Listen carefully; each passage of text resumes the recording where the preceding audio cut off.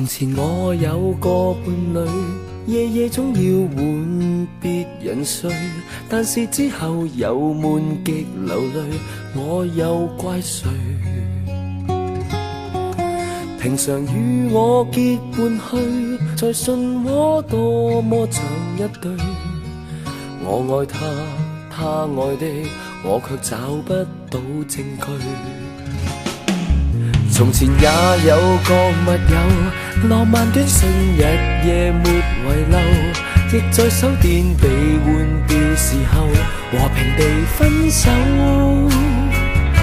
現在記起澀谷裏漫遊，才明白到他只想擁有，什麼都喜愛認購。講得好聽彼此錯愛，講真心話彼此有待。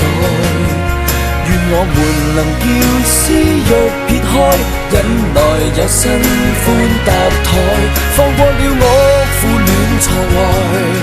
過去了的始終比不起現在，就當懷裡那位是託載，自問到想分開都一定放開。假如未看開，不如忘記這接力賽。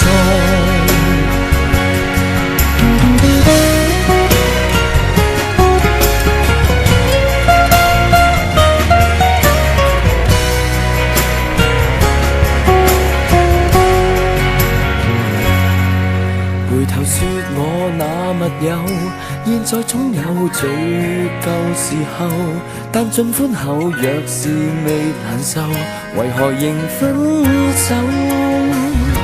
再試過境遷他再回頭，才承認我好比他親友。誰慘不過內疚。講得好聽彼此錯愛，講真心話彼此虐待。